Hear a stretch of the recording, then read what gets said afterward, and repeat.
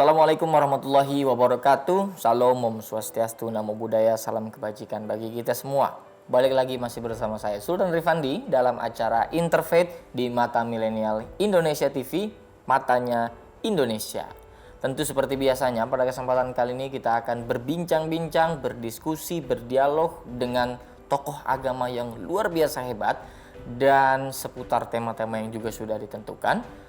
Dan tentu saja dari dialog ini harapannya kita mampu mengeluarkan atau mengimplementasikan nilai-nilai toleransi umat beragama dalam keseharian kita.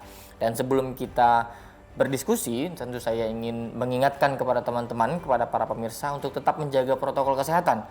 Menjaga jarak, pakai masker, dan yang belum vaksin mari kita vaksin agar kita terhindar dari virus-virus gelombang berikutnya. Nah, seperti tadi saya sampaikan, bahwasanya kita sudah bersama-sama dengan tokoh agama Buddha, yaitu Yang Mulia Biksu Samantakusala Mahastafira, betul ya? Betul. Ya. Nah, saya biasa memanggilnya Suhu Pusan. Nah, Suhu Pusan ini adalah Dewan Sangha DPP Walubi. DPP Walubi itu singkatannya dari apa, Suhu?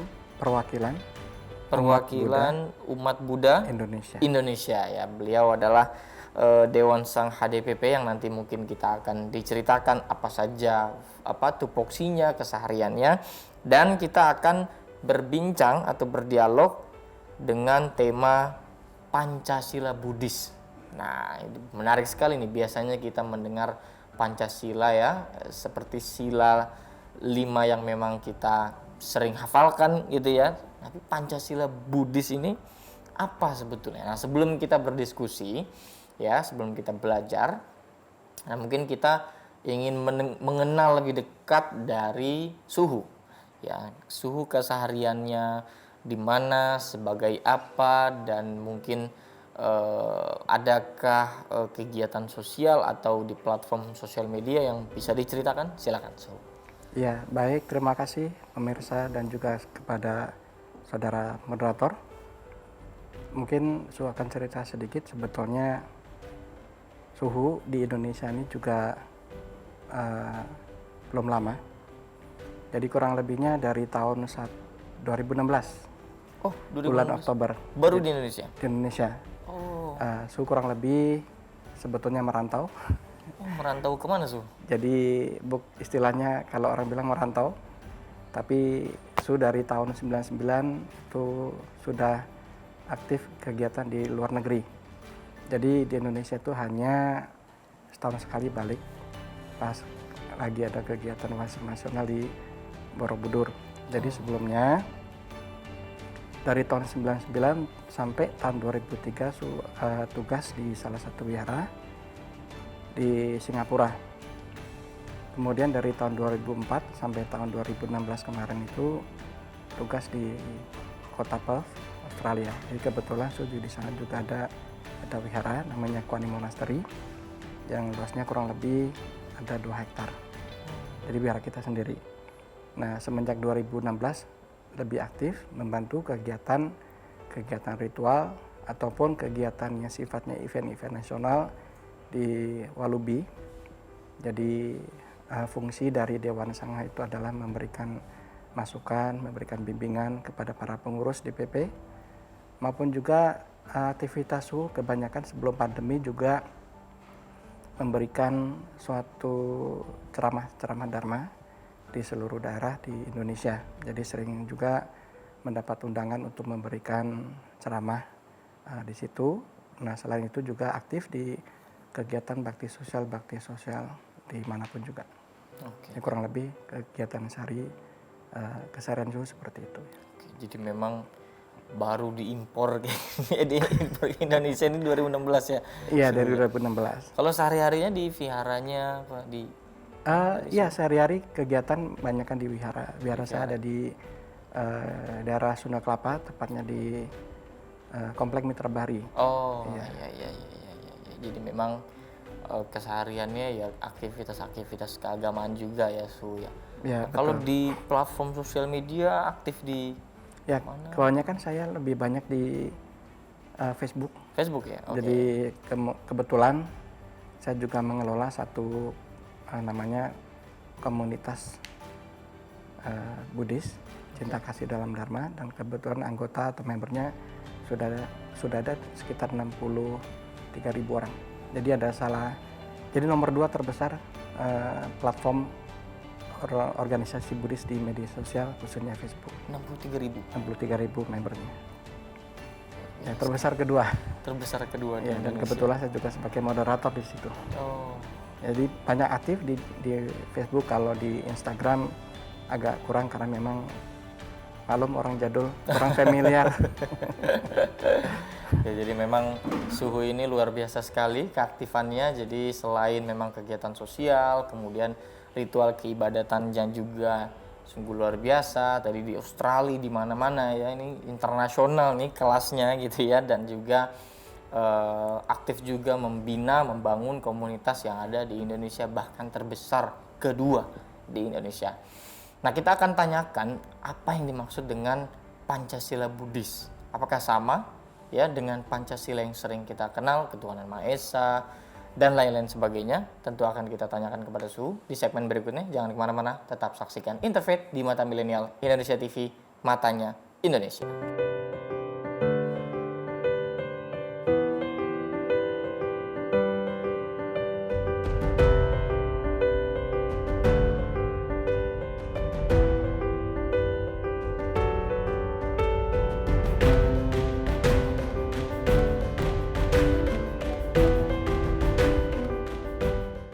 Yap, kembali lagi masih bersama saya Sultan Rifandi dan juga Suhu Pusan dalam acara Interfaith di Mata Milenial Indonesia TV, matanya Indonesia.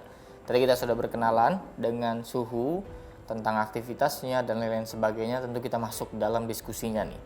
Tadi saya sempat menyebutkan bahwa kita akan mengangkat tema Pancasila Buddhis, yang artinya adalah terdapat 5 aturan moralitas atau yang dikenal juga sebagai Pancasila Buddhis. Nah, seperti apa sih Pancasila Buddhis? Silakan, ingin dijelaskan secara umum dulu kepada Oke, baik. Jadi Pancasila Buddhis ini pada zaman dulu ketika Sakyamuni Buddha masih hidup, atau di dalam bahasa awam lebih dikenal sebagai Buddha Gautama. Jadi pas beliau masih ada, jadi itu merupakan suatu keharusan bagi umat Buddha untuk mengambil Trisarana dan Pancasila Buddhis ini. Namun seiring berjalannya waktu, jadi semakin kesini itu makin susah orang untuk melakukan atau menjalankan Pancasila Buddhis ini. Jadi pada zaman sekarang, zaman milenial ini, Pancasila Buddhis itu hanya diambil khusus oleh namanya upasaka dan upasika. Jadi itu semacam boleh dikatakan pendeta atau gimana ya, atau pandita. Jadi minimal harus ambil Pancasila. Dan khusus untuk orang awam itu tidak wajib, namun hanya dianjurkan untuk menjalankan atau melaksanakan Pancasila Buddhis tersebut. Nah, basically Pancasila Buddhis ini memang selayaknya dan seharusnya dilakukan oleh semua umat Buddha khususnya. Namun apabila ada umat yang lain ingin mengadopsi ya ajaran ini dilaksanakan di dalam kehidupan sehari-hari juga sebetulnya tidak masalah. Ya, karena ini adalah boleh dibilang suatu ajaran yang universal. Nah, saya akan jelaskan Pancasila Buddhis itu adalah 5 sila atau 5 aturan yang harus dilakukan oleh semua umat Buddha harusnya. Ya. Kalau di negara kita dikenal dengan nama Pancasila yang tidak terpisahkan dari Bhinneka Tunggal Ika. Yep. Tapi kalau Pancasila Buddhis adalah yang pertama silanya adalah tidak membunuh. Yang kedua tidak mencuri. Yang ketiga itu tidak berzina. Yang keempat adalah tidak berdusta atau berbohong. Yang ketiga, yang terakhir atau yang kelima adalah Menghindari tidak minuman keras. ya memakan atau minum minuman keras yang mengakibatkan hilangnya kesadaran. Oke. Ini seperti itu. Jadi memang kalau boleh saya bacakan ya, suhunya ini ada 5. Pertama, aku bertekad melatih diri menghindari pembunuhan makhluk hidup. Kedua, aku bertekad melatih diri menghindari pengambilan barang yang tidak diberikan. Ketiga, aku bertekad melatih diri menghindari perbuatan asusila. Keempat, aku bertekad melatih diri menghindari ucapan berbohong. Dan yang kelima, aku bertekad melatih diri menghindari minuman keras, barang madat yang menyebabkan lemahnya kesadaran. Selalu saya lihat di sini melatih diri.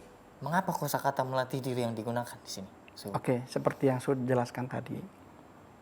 Karena seiring berkembangnya waktu, maka jadi ada 2 perbedaan ini. Yang satu adalah untuk orang awam, yang satu lagi adalah untuk upasaka upasika. Upasaka itu istilahnya cowok atau pria yang telah mengambil sila. Jadi istilahnya seperti kalau di agama lain telah mau bertekad atau bersumpah. Oke. Ya. Kalau upasika yang untuk wanitanya. Jadi kenapa di teks yang Anda bacakan tadi adalah aku bertekad melatih diri. Konteksnya adalah dipakai oleh orang awam yang belum mau istilahnya punya janji untuk melaksanakan. Jadi berusaha melatih diri tidak melakukan pertama adalah pembunuhan seperti itu. Jadi memang perspektifnya adalah dari orang awam ya. Ya betul, dari orang awam. Satu lagi adalah yang sudah mengambil bahasanya upasaka upasika yang sudah mau berjanji, dalam arti kata mungkin seperti dibaptis lah. Seperti dibaptis. Ya. Oke. Nah, ini kan disebut Pancasila Buddhis ya, suhu ya. Apa fungsi dari 5 aturan moralitas tersebut di dalam Buddha? Oke, saya akan jelaskan satu persatu karena kalau secara umum mungkin agak sedikit berbeda ya. Yap. Jadi sila pertama adalah tidak membunuh. Fungsinya adalah kita mengembangkan kita punya welas asih. Belas kasih. Belas kasih. Oke. Atau cinta kasih. Oke, cinta kasih. Itu tidak membunuh. Karena apa? Semua makhluk yang memiliki kehidupan.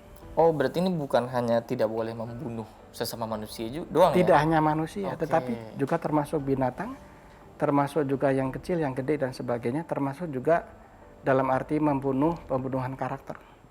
Oke. Jadi cakupannya lebih luas sebetulnya. Jadi baik melalui kata-kata ataupun melalui pikiran dan juga tindakan langsung. Jadi menghujat di kolom komentar pun sebetulnya itu ada salah satu pembunuhan karakter. Jadi kenapa kita harus melaksanakan ini supaya kita mempunyai belas kasih atau cinta kasih yang luar biasa. Karena pada intinya seperti Buddha katakan bahwa semua makhluk tanpa terkecuali itu adalah ayah ibu kita di masa lalu dan calon-calon Buddha di masa yang akan datang. Bagaimana kita bisa tega membunuh orang tua kita sendiri? Ya, bahkan semut sekalipun juga, ini Su cerita sedikit, beberapa waktu lalu Su pernah pergi survei, ya istilahnya traveling. Kebetulan juga sekaligus bikin konten. Tapi belum jadi karena pandemi. Jadi Su pergi ke suku Baduy. Suku Baduy Banten, Banten. Jadi di situ ada namanya satu kepercayaan namanya apa sih? Sunda Wiwitan. Yap. Jadi Sunda Wiwitan itu hampir dibilang mirip sekali. Dia punya konsep ajarannya dengan Buddhism, too close istilahnya.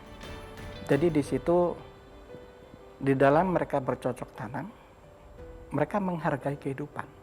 Yap. Jadi bahkan hama wereng sekalipun nggak boleh dibunuh karena mereka punya kehidupan sendiri. Semua makhluk berhak untuk hidup. Tikus pun juga berhak untuk hidup. Betapa sangat welas asihnya mereka. ini yang harus kita suri tauladani, bahwasanya juga semua makhluk yang kecil maupun yang besar itu punya hak untuk hidup. Jadi bukan membasmi Bukan hamanya. membasmi. Jadi silahkan bagian berapa potong, tapi sisakan untuk kita makan. Nah, mereka juga berhak untuk makan, makanya dikasih makan. Toh, kalaupun dimakan tikus, itu masih banyak yang tersisa untuk kita bertahan hidup. Daripada kita membunuh, itu juga termasuk salah satu bentuk karma buruk. Karena di Buddhis selalu ada satu konsep di mana bahwa hidup ini adalah tidak lepas dari urusan utang piutang. Oke. Sekarang saya bunuh kamu, ya. Yang mati itu adalah jasmaninya. Tapi dia punya batin tidak mati. Tidak ada. Kalau menyimpan dendam di kemudian hari, di kehidupan selanjutnya kita ketemu lagi, maka dia akan balas dendam. Maka ada pepatah di dalam Buddhis, di dalam syair Dhammapada mengatakan apa? Balaslah kebaikan dengan kebaikan. Dan kejahatan pun harus dibalas dengan kebaikan. Jangan kejahatan dibalas dengan kejahatan lagi. Kalau kejahatan dibalas dengan kejahatan, maka selamanya tidak akan pernah selesai. Siklusnya seperti itu. Jadi balaslah kejahatan dengan kebaikan. Balaslah kebencian dengan cinta kasih. Nah, itu poinnya kenapa kita tidak boleh membunuh. Disitulah aku bertekad melatih diri menghindari pembunuhan makhluk hidup, maksudnya seperti itu. Masuk dalam poin yang kedua, aku bertekad melatih diri menghindari pengambilan barang yang tidak istilahnya diberikan. Pencurian ya. Kita akan lanjutkan di segmen berikutnya. Oke, baik. Jadi jangan kemana-mana, tetap saksikan Interfaith hanya di Mata Milenial Indonesia TV, matanya Indonesia.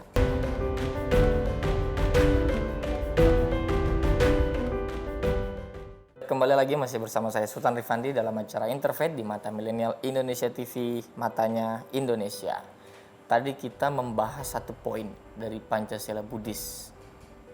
Panjang sekali dan itu masih belum tuntas sebetulnya ya, Suhu ya, kalau mau dijelaskan semuanya. Tapi kita lanjut nih ke pembahasan yang keduanya, yaitu aku bertekad melatih diri menghindari pengambilan barang yang tidak diberikan. Maksudnya apa nih, Suhu? Apakah jadi istilahnya lebih simpel, itu mencuri. Okay. Kita dilarang atau dianjurkan jangan mencuri, karena itu memang bukan menjadi hak milik kita. Okay. Jadi mencuri itu efeknya sangat luar biasa ya. Jadi faktor yang menjadikan kenapa seseorang bisa mau mencuri ya itu tadi, karena faktor serakah sebetulnya. Okay. Karena bukan barang milik kita, kenapa kita mau ambil?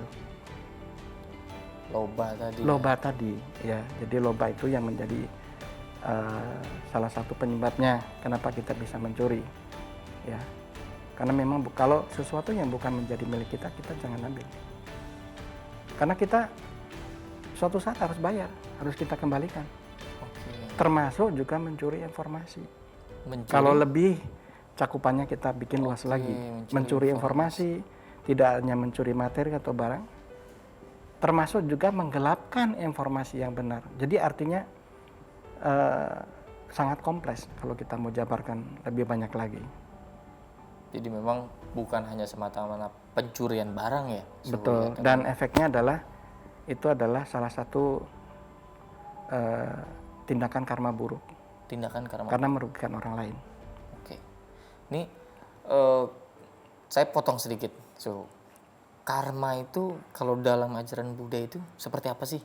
Saya mau mengenal sedikit nih. Karma ini. Sebetulnya kalau kita agak susah juga dicerna sebetulnya. Jadi ada dharma, ada karma. Kalau dharma itu ajaran kebenaran. Kalau karma itu sebab dan akibat. Kausalitas. Cause and effect. Oke. Cause and effect. Jadi kita berbuat jahat, maka kita akan mendapatkan akibat yang tidak baik Oke. atau kemalangan lah seperti itu. Artinya ketika kita tidak bertekad melatih diri untuk menghindari mengambil barang-barang atau mencuri, maka akan berpotensi juga mendapatkan karma buruk juga. Karma buruk juga. Dan efeknya apa? Kalau orang yang sering mencuri, ya di dalam salah satu sutra namanya Sanse-ing Quoching, sutra sebab akibat, orang yang sering mencuri maka akan terlahir di alam binatang. Atau kalau enggak, jadi manusia kembali adalah manusia yang miskin. Manusia yang miskin. Manusia miskin. Ya, ya, ya. Jadi Baik memang itu miskin secara materi maupun miskin kebajikan. miskin moral. Miskin moral, Oke. miskin etika, miskin lagi adalah apa? Budi pekerti. Miskin budi pekerti. Jadi memang efeknya domino sekali ya. Ya, efek domino ini yang sangat membahayakan. Nah, kalau kita lanjut ke poin berikutnya, Su. Aku bertekad melatih diri menghindari perbuatan asusila. Sekarang lagi marak sekali nih, Su. Ya, perbuatan kekerasan seksual, kemudian pelecehan, pemerkosaan, dan lain-lain sebagainya. Bukan hanya dilakukan oleh orang biasa, Su. Pemuka-pemuka agama pun melakukannya, Su. Gimana, Su? Oke, baik. Jadi Su akan berbicara secara universal. Oke. Jadi ini hukum sangat berlaku bagi siapa saja. Ya, di dalam Buddhis itu kenapa sila yang ketiga, kalau bagi kami para suhu atau biksu, silanya beda. Kalau di dalam biksu, sila kebiksuan seperti yang saya ambil, itu tidak boleh berhubungan badan. Oke. Baik secara kasar maupun secara halus. Verbal atau apapun Atau itu. verbal apapun seperti itu. Tapi kalau untuk umat awam, ya di situ dijelaskan tidak berbuat asusila atau tidak berzina, yang katakanlah bukan pasangan suami istri. Oke. Ya, agar apa? Ini bahaya sangat sekali karena apa? Ini suatu proses atau pembentukan karakter untuk mengubah nafsu. Jadi nafsu itu ada dua loh sebetulnya. Kalau boleh saya bilang. Apa tuh? Yang pertama secara halus, yang kedua adalah secara kasar. Yang secara kasar yaitu tadi seksualitas, Seks bebas. seks bebas, ya kan, pelecehan seksual dan sebagainya. Tapi yang halus ini yang tanpa kita sadari justru akan berdampak pada kita punya mentalitas. Oke. Yang halus apa Su? Makanan. Makanan. Makanan. Maksudnya gimana tuh? Nafsu halus. Nafsu halus contoh makanan adalah terjebak oleh antara suka dan tidak suka. Terjebak antara suka dan tidak suka. Kalau makanannya enak, suka, dia makan. Tapi kalau makanan itu nggak suka atau nggak enak, dia nggak makan. Itu sudah masuk dalam Dalam nafsu yang termasuk halus. Oh. Nafsu makan. Jadi konsep suka dan tidak suka makanan itu Tidak hanya makanan, tapi boleh yang lain ya. Bisa kalau dijabarkan lebih banyak, lebih luas, akan lebih luas lagi. Kadang ada orang, ya, karena saking sukanya, kemudian timbulnya kemelekatan. apa? Kemelekatan. Kemelekat. Oh, oke. Ya, contoh seperti si Mbak itu sukanya makan asinan. Bahkan dari Jakarta rela jauh-jauh naik motor sampai ke Bogor cuman apa? Beli asinan Bogor. Beli asinan Bogor, habis makan di sana balik lagi. Pulang, ya. Nah ini terjebak oleh suka dan tidak suka ini kembali lagi seperti yang Su katakan tadi adalah batin diskriminasi Oh. atau pikiran diskriminasi. Makanya Buddha bilang jangan memiliki pikiran diskriminasi, pikiran suka atau tidak suka. Kalau kita sudah terjebak oleh dualisme ini, kita akan menderita. Jadi apalagi asusila. Apalagi asusila. Nah itu baru pikiran. Pikiran yang jahat atau pikirannya dualisme, maka ucapan kita pun juga akan menjadikan ucapan yang dualisme. Bilang suka atau bilang tidak suka. Orang bilang apa kalau lagi jatuh cinta? Dunia milik berdua, yang lain ngontrak. Iya, iya, iya. Ini konsep-konsep yang harus kita luruskan agar mindset kita selalu berpikir yang positif. Jadi Buddha ngajarin hari ini apa? Saya dapat satu artikel yang sangat bagus di mana gunakanlah potensi ini, potensi pikiran kita untuk selalu berpikir yang positif. Karena pikiran yang positif akan menghasilkan ucapan yang positif dan perilaku yang positif. Tetapi, ada tetapinya. Setelah pikiran kita pergunakan, harus kita kembalikan ke kemurnian lagi. Tidak terjebak oleh suka atau tidak suka, atau baik maupun buruk. Seperti itu. Cara menghindarkannya gimana, Su? Meditasi. Kembali pada Meditasi, meditasi, meditasi lagi. agar terhindar dari Pengaruh buruk. pengaruh buruk. Dan hawa nafsu ini kan susah Iya. sekali dikendalikan. Su. Hawa nafsu ini kalau hanya satu cara, meditasi yang bisa mengendalikan. Coba kalau Anda tiba-tiba punya gairah nafsu seksualnya tinggi, cobalah berzikir. Oh iya. Pasti akan hilang. Ya hanya cara itu yang bisa dilakukan. Yang bisa menghindarkan. Ya bisa menghindarkan. Itu dari perbuatan asusila.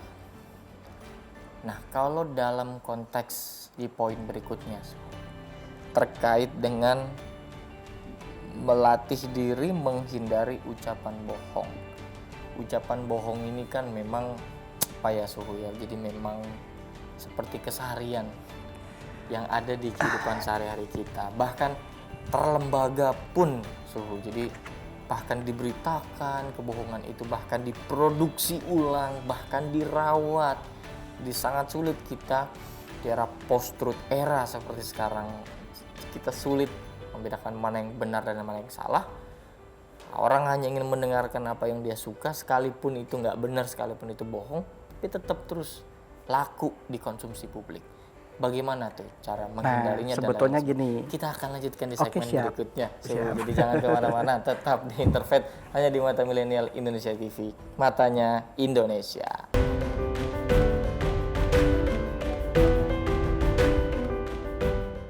Kembali lagi masih bersama saya Sultan Rifandi dalam acara Interfaith di Mata Milenial Indonesia TV, matanya Indonesia. Masih dengan Suhu Pusan. Tadi kita sudah mendengarkan tiga poin yang sudah dibahas. Bertekad melatih diri menghindari pembunuhan makhluk hidup, kemudian melatih diri menghindari pengambilan barang atau mencuri, dan bertekad melatih diri menghindari perbuatan asusila. Nah, sekarang kita masuk pada menghindari ucapan bohong. Seperti tadi saya sampaikan, ini kebohongan bisa ditemukan dimanapun. Bagaimana nih kalau pandangan Su terkait di poin yang keempat, aku bertekad melatih diri menghindari ucapan bohong? Sebetulnya itu lebih ada 4 sebetulnya, bukan cuma satu berbohong aja. Oh, ada 4 jenisnya? 4 jenis. Oke, apa aja tuh, Su? Jadi yang dinamakan sila keempat dari Buddhis, Pancasila Buddhis, itu kalau sujabarin lagi menjadi 4 hal. 1, jangan berdusta atau berbohong. Berdusta itu termasuk berdusta. Oke. Kemudian yang kedua adalah tidak memfitnah. Jangan memfitnah. Ya. Ketiga adalah jangan berkata kasar atau jorok. Berkata kasar. Yang keempat terakhir adalah jangan berucap atau berkata yang tidak bermanfaat. Jangan berucap jika yang tidak ada manfaatnya. Yang pertama dulu nih, dusta atau berbohong. Nah, dusta atau berbohong biasanya contoh adalah gini, mengatakan yang benar adalah salah. Oke. Atau mengatakan salah itu adalah benar. Itu namanya dusta, ya. Yang kedua, memfitnah udah tahu sendiri dong. Jadi memutarbalikkan fakta. Memutarbalikkan fakta. Yang ketiga apa tadi? Berkata kasar atau jorok. Nah, itu sering terjadi. Apalagi kalau orang sedang marah. Emosi, ya. maka bahasa binatang, satu kebun binatang keluar semua itu. Di absen biasanya. Di absen satu persatu. Yang keempat adalah tidak berbicara yang tidak ada manfaatnya. Kenapa? Karena sebetulnya mulut ini adalah seharusnya dipergunakan untuk hal-hal yang baik, berbicara hal-hal yang bermanfaat, berbicara tentang kebaikan orang, memuji orang, jangan sampai menciptakan karma buruk baru dengan melalui ucapan. Nah, yang keempat tadi tidak berbicara yang tidak manfaat adalah yaitu tadi. Kalau di komplek perumahan ada tukang sayur datang, itu semua cewek-cewek atau ibu-ibu komplek pada ngumpul. Jadi ngomongin apa? Gosip. Gosipin orang lah. Ya kan?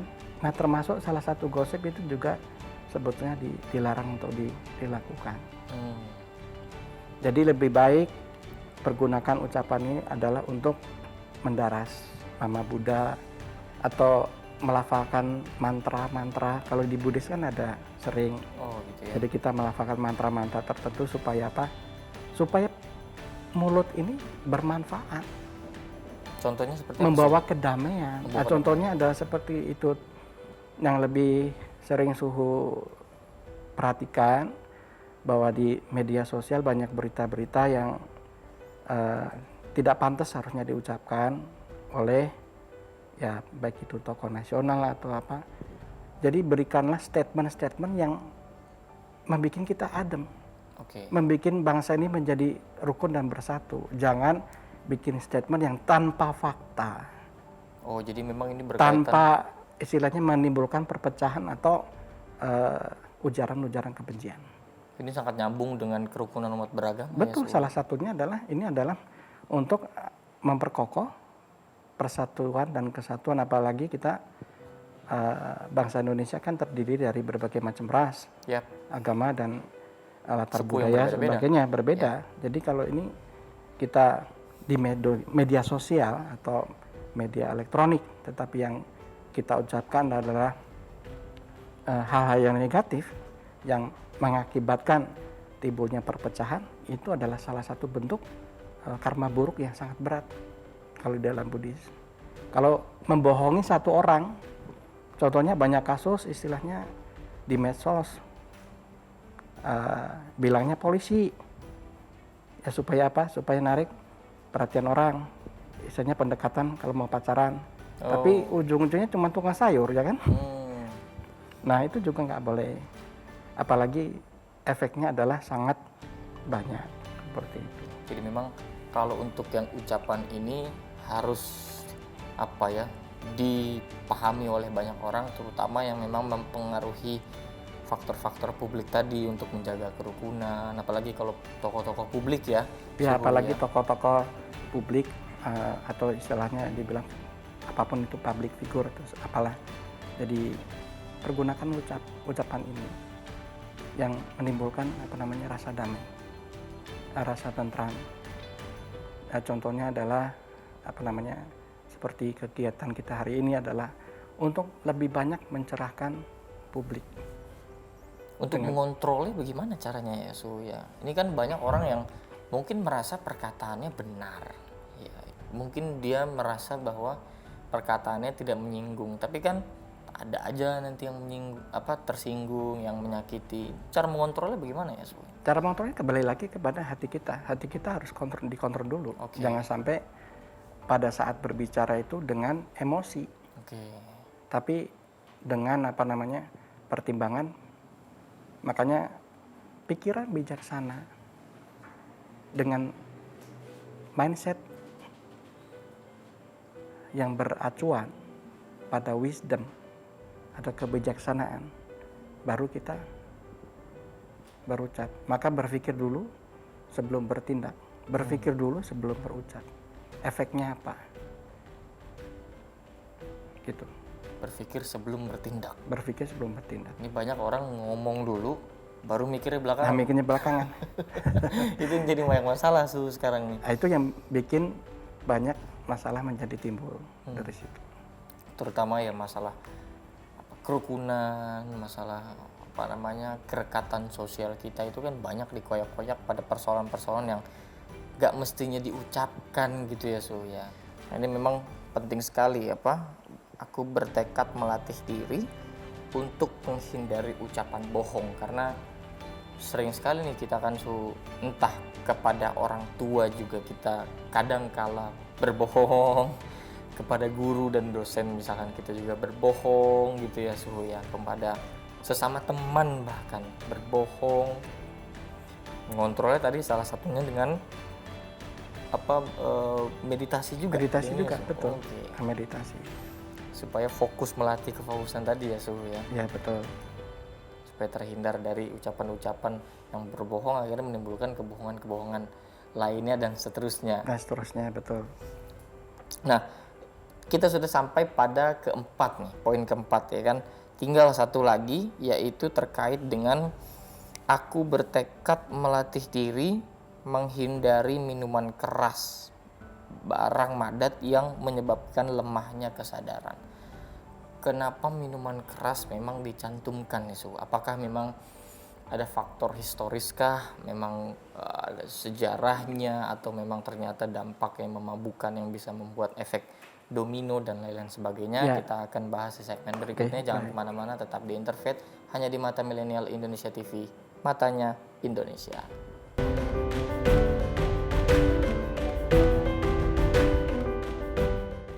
Balik lagi masih bersama saya Sultan Rifandi dalam acara Interfaith di Mata Milenial Indonesia TV, matanya Indonesia. Tadi kita sudah membahas bagaimana kemudian menghindari pembunuhan makhluk hidup. Kita juga sudah membahas mengenai menghindari mencuri, kemudian menghindari perbuatan asusila, menghindari ucapan bohong. Nah, sekarang masuk dalam poin terakhir, yaitu bertekad melatih diri untuk menghindari minuman keras atau miras.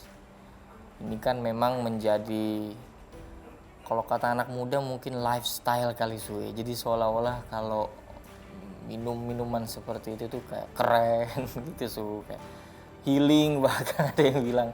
Ini bagaimana Su? Ya, di zaman serba canggih, zaman milenial seperti ini, kayaknya lifestyle seperti itu udah menjadi satu role model kali ya. Yap. Namun harus kita sadari, sebetulnya kenapa Buddha melarang umatnya untuk minum minuman keras atau makan makanan yang sifatnya bisa memabukkan dan hilangnya kesadaran. Sebetulnya bukan masalah itu, tetapi yang dipikirkan adalah efek dari minuman keras tersebut. Yang pertama adalah kalau orang sudah mabuk-mabukan, apapun bisa dilakukan. Membunuh orang, ya banyak kasus yang sering Suhu baca di berita, yaitu kasus seperti mahasiswa mabuk-mabukan, kemudian akhirnya terjadinya pemerkosaan. Atau juga bisa bunuh orang. Banyak kasus juga kenapa sampai orang tuanya dibunuh. Karena dia nggak sadar bahwa dia sudah melakukan kejahatan. Jadi pokoknya apapun yang bisa mengakibatkan lemahnya kesadaran atau kurangnya kesadaran atau hilangnya kesadaran, ya Buddha melarang hal itu. Pertama. Kedua juga miras itu merusak kita punya organ tubuh. Oke. Jadi ada faktor kesehatan juga ya, Su? Dari faktor kesehatan juga ya. Ya. Jadi itu, tapi itu secara kasar. Jadi secara kasar makanan atau minuman yang dilarang. Tetapi zaman semakin canggih, jadi terjadinya arus teknologi dan globalisasi ini, jadi seharusnya cakupannya menjadi lebih berkembang lagi. Mabuk cinta, Mabuk cinta, mabuk gadget juga. mabuk gadget. Bahkan ada orang rela-rela dulu zamannya lagi viral Mobile Legend, ML ya. Jadi termasuk make love juga itu. Jadi itu ya. Making love. sampai kadang-kadang 3 hari 3 malam nggak tidur karena HP-nya mau miring. main Mobile Legends. Push rank. Nama kalau main. Nah, itu jadi apa? Efeknya menimbulkan kematian. Yang rugi siapa? Diri kita sendiri. Sekalipun boleh, tapi harus diatur mungkin suhunya. Kecuali satu. Jadi di dalam kedokteran memang ada pemakaian obat narkotika, tapi sifatnya hanya untuk Medis. kesehatan, untuk medis, bukan untuk konsumsi loh. Ya. Tidak untuk dikonsumsi sehari-hari, untuk nongkrong gitu ya suhu ya. Nah, yang dikhawatirkan bahayanya adalah efeknya itu yang bisa menimbulkan kejahatan baru. Kejahatan baru. Apalagi kesehatan juga jadi rusak, Betul, kesadaran betul. jadi rusak. Gitu Hidup ya. pun juga rusak, Hidup pun ketergantungan, ya kan? Oke. Nah, Ya jadi mentalnya juga terganggu otomatis. mentalnya pun terganggu. Nah, dari kelima poin ini, Pancasila Buddhis ini, ketika tidak melakukan kelima hal ini, dampaknya apa, Su? Oh, jangan jelas. Kalau kita bisa melaksanakan kelima-limanya, maka hidup kita jadi sesuai dengan dharma. Hidup kita sesuai dengan alam, dan yang jelas adalah kita tidak merusak tatanan hukum, baik itu hukum negara maupun hukum alam. Nah, makanya di Walubi sendiri ada satu semboyan namanya Dharma Agama dan Dharma Negara.